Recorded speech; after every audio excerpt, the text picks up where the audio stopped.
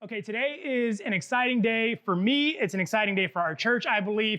It's an exciting day for where we're headed. And I've got to say, I don't know how often 2020, like the year happens, probably like once. But like every church in America started off this year with some sort of series kind of playing on this, 2020 vision, seeing 2020, like this isn't like really creative. I mean, this is a once in a lifetime, like once in the history of humanity opportunity to use this type of series. And so we're doing the same thing. And I'm super excited to jump into it. But it's an exciting day because we get to talk about where we're headed as a church. I get to share with you some of the things that Chris and I have been praying into and discussing, not just at the start of this year, but kind of as the last quarter of 2019 closed out. And we are preparing and believing for what's to come ahead. And so I'm excited about that. But I also realize that as we share vision, like it's not just something to be excited about. It's something that we really need to really think through. We don't just kind of speak something or just say it just to say it, because vision and having a sense of where you're going is so important. In fact, look at how this is written in Proverbs 29:18. It's the Message paraphrase. And it says, if people can't see what God is doing, they stumble all over themselves. But when they attend to what he reveals, they are most blessed. So think about that for a second. Again, this is just a paraphrase, okay? So the writer is paraphrasing what the scripture says, and it says, if people can't see what God is doing, they stumble all over themselves. Think about your own lives. Think about when you've been frustrated because things aren't going to plan, when things haven't turned out the way you wanted, when the job or the relationship or the situation that you were praying for didn't get worked out, when things didn't turn the way you expected or maybe hoped for. And in the midst of all of that, you're like, God, what are you doing? I can't figure it out. I can't make sense of it. And then next thing you know, in the course of your life or the course of a series of decisions, maybe you find yourself doing things or responding in ways that you wouldn't have expected or that you don't feel very proud of, but all of it was triggered because you couldn't really see what God was doing at that moment or at that time in your life. Does that make sense? In fact, what's interesting about this is that other translations, the King James says, where there is no vision, the people perish. And then other translations will take that word vision and translate it as where there is no direct revelation from God. You see, this idea of vision isn't just about, hey, this is what I think is good. This is what Krista likes. This is what we want to do. Vision is something that really is necessary, that we have to hear and receive from God if we don't want to be a people who stumble all over ourselves. And vision is an important thing. And I'll use an example from like our physical world, right? Like our literal world, eyeballs. My daughter Gia is 8 years old, and some of you noticed about a month and a half ago, 2 months ago, she started wearing eyeglasses, which is kind of a funny thing in and of itself, right? Like, what type of glasses would you wear if they weren't eyeglasses? Why put the word eye in front of glasses that are glasses? You just wear them. So she started wearing glasses back at the start of December, but the reason she started wearing glasses was because we took her for her, annual appointment or whatever, like with her pediatrician. And so they did the eyeball test thing where you got to check these letters. And, she apparently did not do a good job. And so the doctor said, kindly, hey, you should probably go see an eye doctor, to maybe just kind of double check that my results are accurate. And so Krista, my wife, scheduled an appointment for Gia, our daughter. And she went to the eye doctor and basically come to find out, she's blind essentially. And she's probably been blind for most of her life. And we as parents weren't aware or fully understanding of that or whatever. Like literally the doctor's like, yeah, when she gets these glasses, it's going to be like, she knew about trees, but now she's going to know they have leaves. And I was like, oh gosh, that's really bad. And so we went and, got her glasses from Warby Parker or whatever, got a couple pair of glasses. And even there, they're like, yeah, this is going to be a game changer for her. And it's like, could you shame us anymore? Please just throw it on, pile on us. Tell me how bad of a dad I've been. Tell me how bad of a mom she's been. And so my daughter put on these glasses, literally her eyes, her world literally opened up, all because of glasses, all because her vision was adjusted, all because her vision was corrected. Now, she's not the most graceful, so she tends to fall and bump into things a lot. But I will say over the last 8 weeks, she's bumped into things a lot less frequently. And that's what happens when your vision is adjusted, when your vision is corrected. You don't stumble over yourself anymore. And I think in life, it's true just like it is with our eyes, that our vision matters. Our vision changes how we experience things. Our vision helps us as we navigate through the seasons and the circumstances of life. And that's not just true personally, but that's true for us as a church, as a community, as a group. And vision in life, if vision with our eyes is adjusted or corrected through lenses, whether they be glasses or whether they be contacts, if vision in our eyes are adjusted with those kind of lenses, then the lenses for vision in our lives are both perspective and direction. Perspective and direction. And so what I want to talk about today are these two things. I want to talk about these two teetering things because from these two things, we get a sense of the vision that God has for us. When we can take things into perspective and when we can account and fit them into the direction He's calling us into, we can see not just where we're headed, but we can see, more importantly, where God is leading us.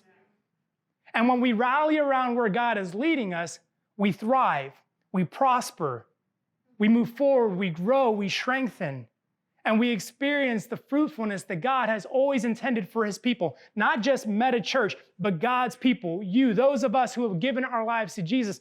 That's who He intends for us, or that's who He intends to be fruitful, and He's always intended for that to be the case. But sometimes if our vision is altered or negatively affected, it's hard for us to experience the very things that God intended for us to experience. I want to talk about these things, and I'll begin with this first idea of perspective. And simply put, to me, when I talk about perspective, it's the ability to take into account what has happened and contextualize them to where you are at the moment or where you're headed in the future. Does that make sense? You want to look back over your experiences. You want to look back over what's taken place and then contextualize them for where you are now in this present moment. Now, perspective is a huge thing in adjusting our vision. It's why we say this phrase, right? Hindsight is 20/20. What we're saying is that by looking back, it's actually given us greater clarity, it's given us greater color, and it's given us greater understanding to what's taking place or why we are or why we're here in this moment. And perspective for us is really kind of a significant thing because I think, when we talk about our church and where we're headed, I could jump into, hey, this is what God has said, or this is what God has spoken, or this is where I believe we're supposed to go, or the next step that we're supposed to take as a church. And I could share any and all of those things with you. But if we don't take into account where we've been, it's going to be hard for us to understand where God is leading us and where God wants to take us. Or if we miss out on where we've been, then we'll miss out on what God has done. And when we get to where we need to be, we'll question and doubt and wonder and struggle to believe that God will meet us there as well. And so I want to kind of take the first part of this to just talk a little bit about what's taken place over the last year or two. And I'll share kind of a couple quick things to help kind of maybe paint a broad picture and then zoom in a little bit to kind of give a more nuanced story of what's taken place, okay? And so when we talk about perspective, I want to, kind of just begin with a few things, starting with like 2019 versus 2018. And for those of you who are new, whether this is like your first week here, or you came last week, or you came like last year, this I think will help kind of help you understand what's happening because we started in this space 2 years ago at the start of 2018. And at the start of 2018, or I should say over the whole of 2018, for the calendar year, we had like 801 people come to a Meta-Church service. And so in 2018, like total counting every Sunday of the year, if you're really good at math, then you would know that the number that equates to is about 16 people per week. If you're not good at math, I just hooked you up, okay? So 2018, like it was just a small team of us. It was just a small core of us. And then 2019, like our total attendance for the Sundays throughout the year jumped up to 1,737 people. And so over double, again, if you're not good at math, I'll hook you up, don't worry, but like over doubling. Okay, now to kind of put this in a more nuanced setting, 801, that counted adults and kids, but of this figure, like 107 were kids. Whereas in 2019, that number jumped to about 340. So our kids ministry has seen an incredible level of growth as our regular Sunday because it went from 16 to 35 on a week-to-week basis. Like this core group of people expanding to a broader community, still core, but a broader community of people. Where sometimes even on a Sunday in a small church of 35 people can still feel like, oh, I didn't get to catch up with so-and-so the way I wanted to or the way I had hoped to. Because things changed and things shifted, but it wasn't just our attendance. Like if you look at like how people contributed in generosity, like the level of generosity through the church is just startling. Because in 2018, we had $114,000 or $14,076 given to Meta Church. And then last year, that number spiked, almost doubled to $207,051 given.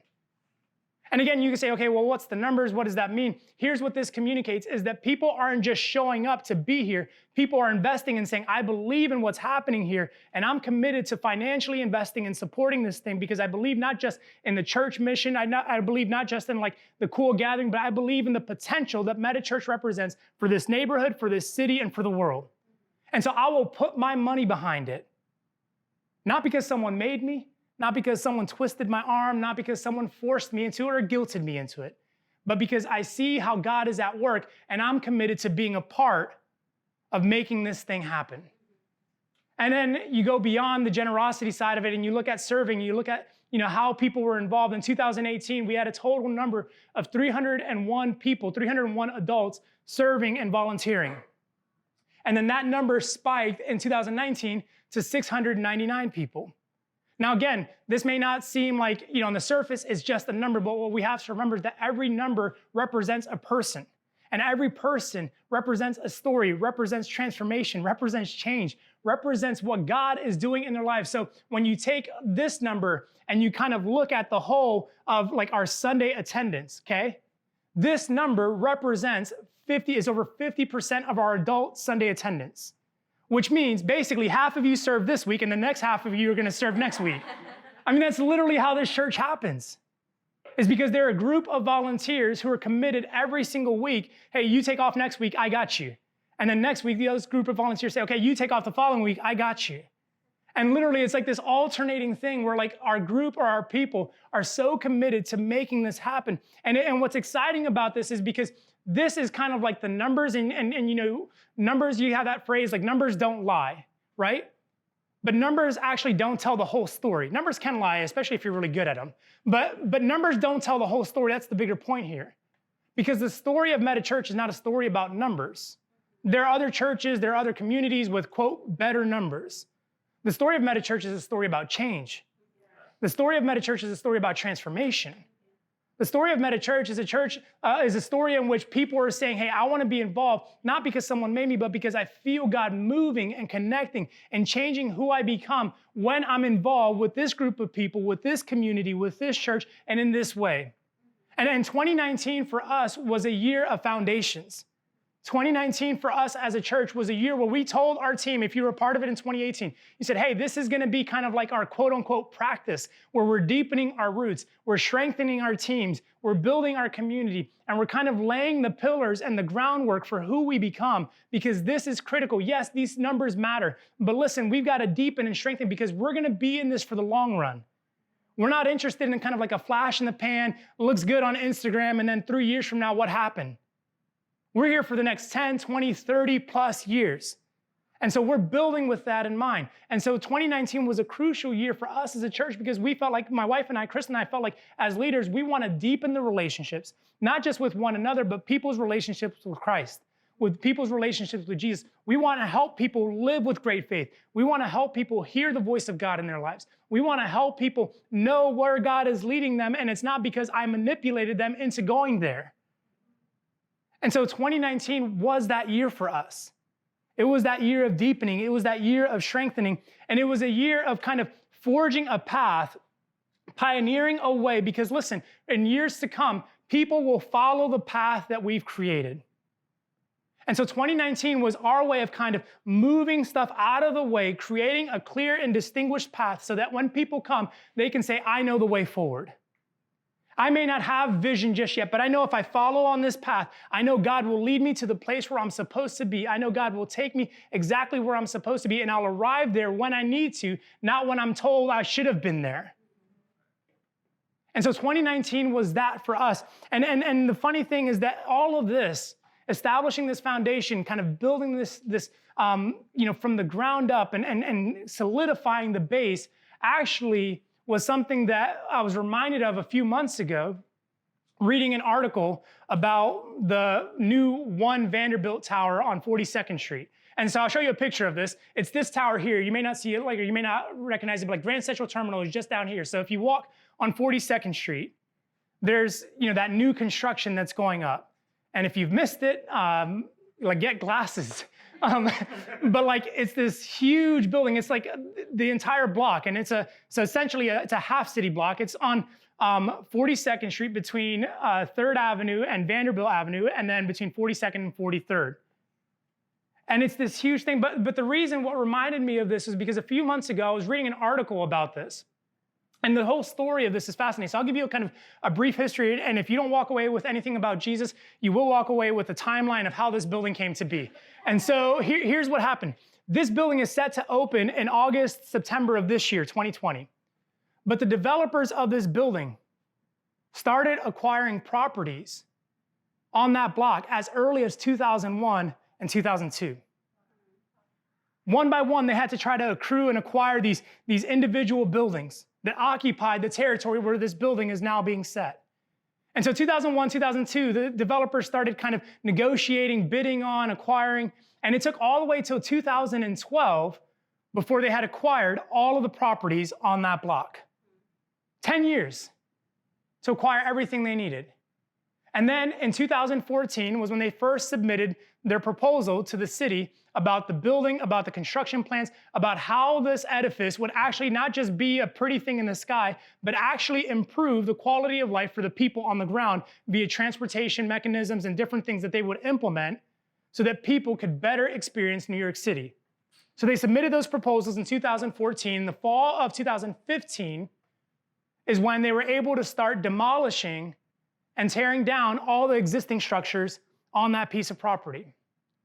About a year later, October 2016, is when they had their kind of ribbon cutting ceremony to break ground and actually begin construction. February 2017 is when the building actually started having the foundations being laid and prepared. And then it went from February 2017 to kind of the fall of 2017 when the building, like, you know, when you walk through the street and you have those green like wood panels and they have like that little like quote glass that's like foggy, like plastic that you can't really see through, but everyone's peeking like, what's going on in there? Like that existed, still existed to a degree, but that existed without anyone seeing what's happening, without anyone knowing what's going on. And then in the fall of 2017, the building kind of started to surface just above ground. And then a year later, September of 2019, or excuse me, a couple years later, September of 2019, the structure, 107 stories, had been completely finished. And then now, a year post 2019, September 2020, is when the building will be open and accessible. But do you realize it's taken 20 years, nearly 20 years for this thing to open, to get started? But it will last for generations. It will stand for our children, their children, and the children after them. It'll be something that people will experience. It'll be something that people will enjoy. In fact, at the moment, it's currently slated to have the tallest outdoor visible, viewing deck in the Western Hemisphere. And so this building has been constructed with the idea that it would help how people get around from place to place by improvements made to the public transportation system. They've even constructed the lower floor so that different views of Grand Central could still be appreciated without having a big glass cinder block blocking your perspective. And they've done this because they recognize that something for years to come will be appreciated, will be marveled at, will be cherished, will be enjoyed. And we've done the exact same thing with Meta Church. You see, the first 3 years of our existence has been about solidifying our foundation, building something. But it didn't just start 3 years ago. It started decades ago.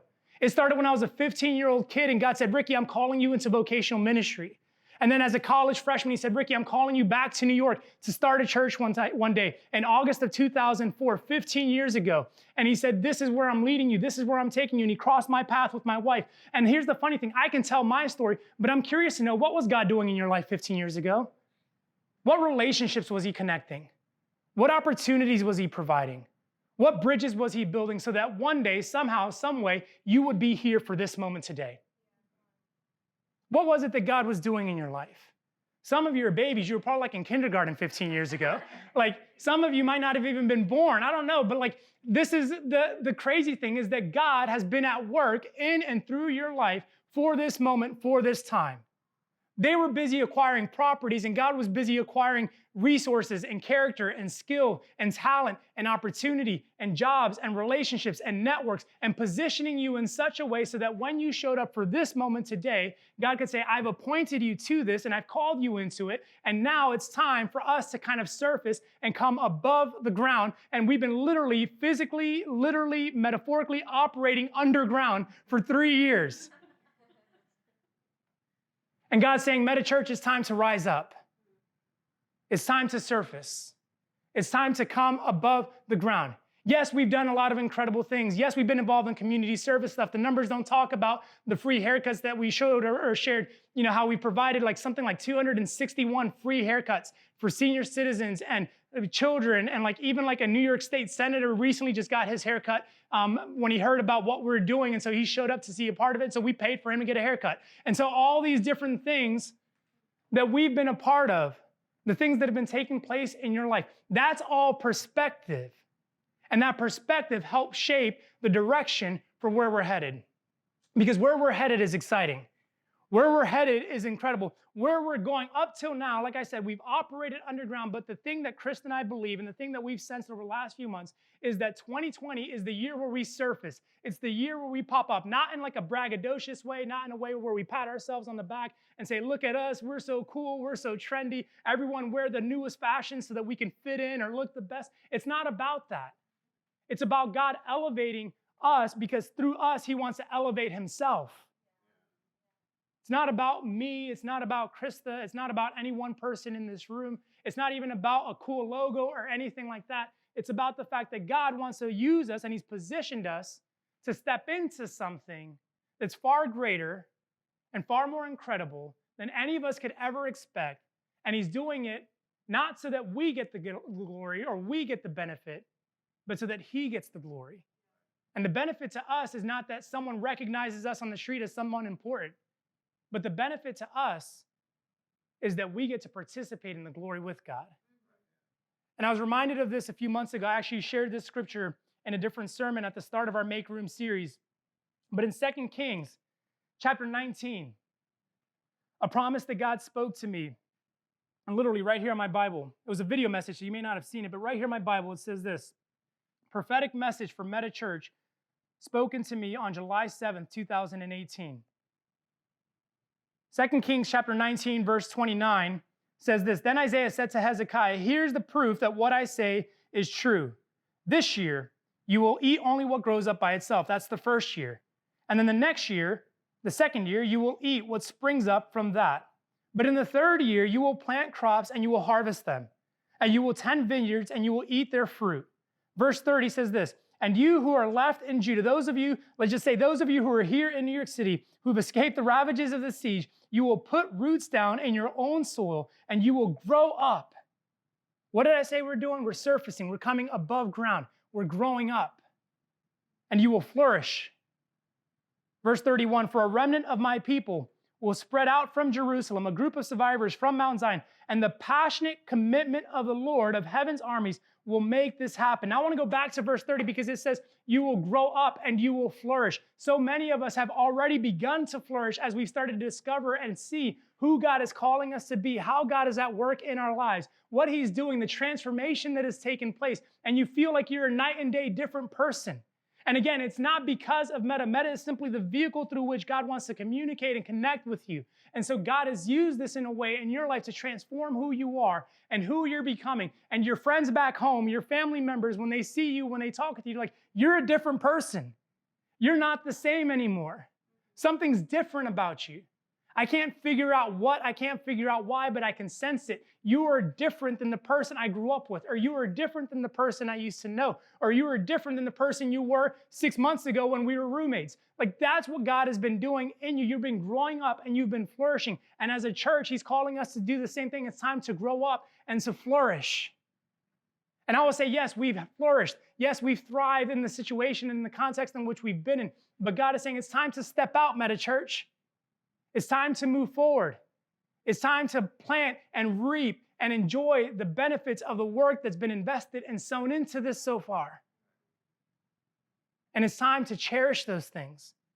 And it's not because you're more special than anyone else.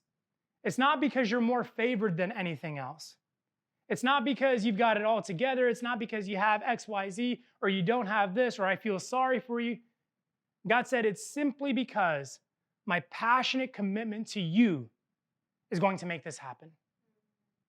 You know what I know? That God is passionately committed to each and every person here today, and each and every person listening online. God is deeply and passionately committed to you, more so than he is to a brand, more so than he is to a church name, more so than he is to a church body or a church group. He is committed to you. Do you realize Jesus died for you? The gospel is not Jesus died for Metachurch. For God so loved Metachurch that he gave his one and only son, that whoever would go to Metachurch would have faith and be saved for forever. That wasn't it. It was for you. And I've said it before, and I'll continue to say it until the day I die, but if someone died for you, you don't have to question if they love you. If someone died for you, you don't have to question if they are passionately committed to you.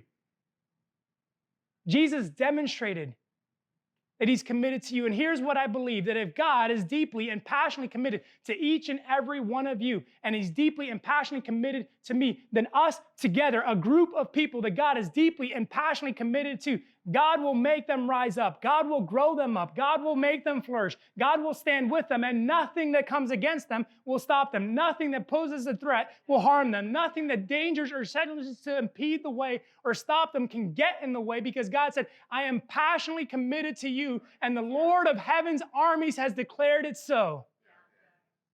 This is what God has promised. Because of you. Because he loves you. Because he loves me. Because he cares about us. And the beautiful thing about this is that in 2020, we've been invited to step into it. We've been invited to rise up to it. We've been invited to surface. And what it's going to take from all of us is simply four things. Four things. I'll share them with you. It's going to take prayer. Prayer in a lot of ways. Because the vision that God has given us is greater than our ability or our capacity to make it happen at the moment. You see, meta is the Greek word for change, and we've said from the very beginning, our mission is simply this, to help every person in New York City experience the transformative power of Jesus. Because when people in New York City experience the change of Jesus Christ in their lives, we can change the city, and if we change the city, we change the world. And if that's going to happen, it's going to take a lot of prayer. It's going to take a lot of commitment to saying, God, this is what you've said, this is what you've declared. And so, God, I'm investing myself in this conversation with you. I'm investing myself in prayer. I'm deepening my commitment to you in these areas. And listen, there's a lot of specific things over the course of this year that we're going to talk about that are going to say, hey, it's going to require more or deeper commitment to prayer than we've ever had before. And so we're going to harp on that. And we're going to bank on that. And we've, shared at the fall or at the end of last year as we prepared for our Christmas offering that we were going to take one of these steps, a huge step for us, significant step, and moving forward to look for and identify a worship leader for our church. And the money we raised was going to go to helping, whether it's a salary or whether it's providing, some sort of moving expenses or whatever. We don't know what that step is going to look like. We just knew that we needed to make room, that if God was going to provide a worship leader for Metachurch, that we needed to make room financially to help accommodate what God wanted to provide.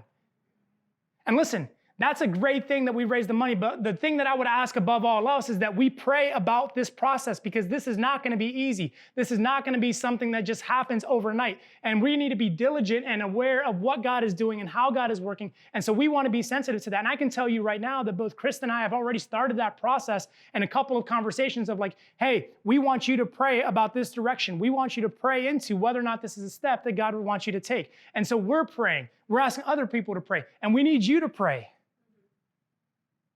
Because we don't want to take it lightly. It's great that we raised money, but it would be foolish if we just recklessly blew it because we lacked in prayer. It's going to take involvement, meaning on your part and my part. It's going to take us being involved in what's happening. It's going to be, a deepening of our serving and our community investment and involvement in the neighborhood. You know, in a couple weeks, we talked about how we have this Night to Shine event coming up on February 7th. And that's a simple way for anyone and everyone to get involved, to make a difference right here in this neighborhood. Listen, if you've got a skill that you can leverage for someone else's benefit, then let's leverage it. Don't sit on it. That's a talent. That's a gift that God has given to you. And yes, it's great if it provides an income. But if that's all it provides, then it's a failure. And so it's going to take all of us being involved. Because if we're going to step into what God has, listen, I'm not saying that if you don't do it, we won't experience it. But man, what a shame to be standing here a year from now and say, this is everything God did. And you're sitting here saying, I wish I would have been a part of it. I wish I would have had a role in that. I wish I could have experienced it for myself. So it's going to take involvement. It's going to take invitation. Because listen, we need people involved. And so who are you going to invite to be a part of it? I'm not just talking about church on Sunday. Yes, invite people to come to Sundays. Great. That's awesome. And it's necessary. There's people in your life who are probably looking for something. There's people in your life. Listen, I look at Google search reports and I see what people are searching, the keyword searches. I know they're searching for what we have here. I don't know who these people are just yet, but I pray for them. Say, God, if I meet them, help me invite them. But it might be an invitation to your personal life. It might be someone that you have a professional relationship with or kind of a semi-familiar relationship with, but the first invitation may not need to be to Sunday, but the first invitation may be, hey, let's connect and hang out. I want to hear more about your story. I want to hear more about your life. But the invitation doesn't end there. Hey, let's take it another step further. Let's talk more about where you're headed. Let's talk more about what matters to you. Hey, let's have a third invitation. Hey, can I share with you like what matters to me and why it matters? And can I invite you to be a part of that?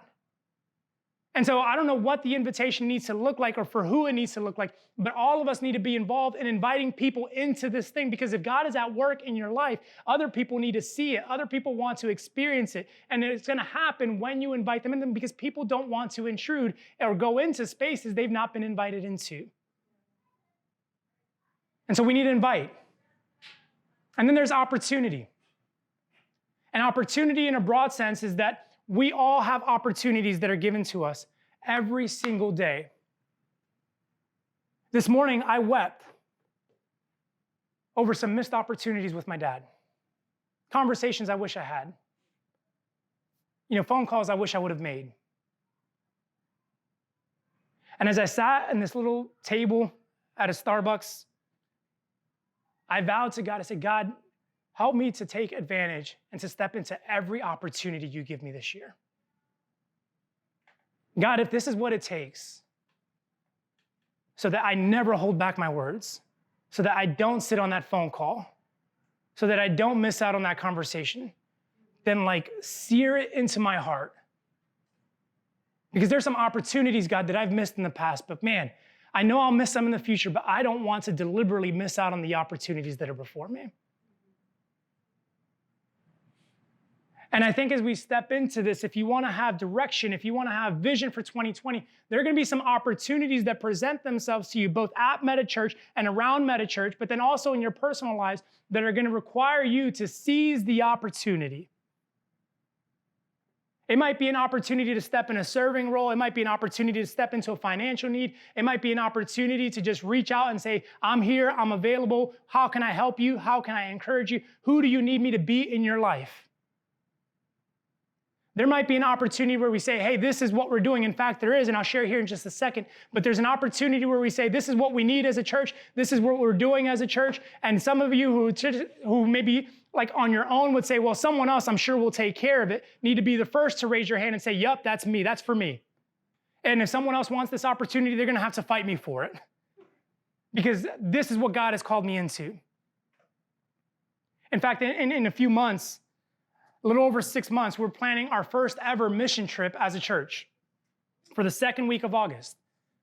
And we'll be partnering with Freedom Church, and heading over to the UK and working with a couple of their locations as they ramp up and gear up for their fall, kind of campaigns and some of the things going on over there. And so I'm super stoked about it because for years we've talked about Freedom. We've had friends come over from Freedom, and now we actually get to work hand in hand, side by side. We've supported financially what they're doing, but now we get to actually put our hands to the plow and do something. Because listen, opportunity doesn't just present itself right here in this neighborhood. Opportunity presents itself globally.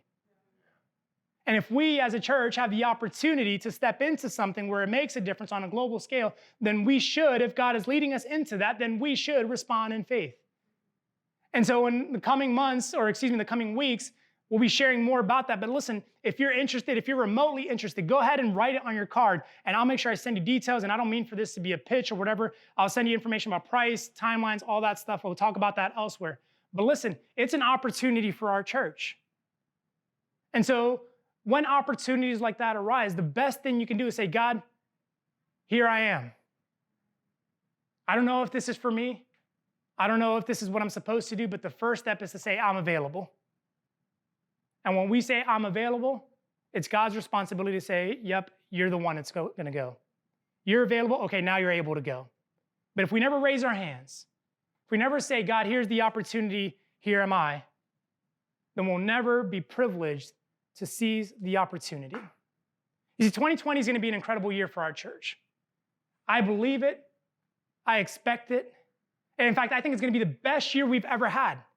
I think it's going to be the most incredible, the most fruitful, the most abounding year. But here's what I also know, that in the midst of this abounding and kind of fruitful year, the enemy is going to discourage and keep us from these things.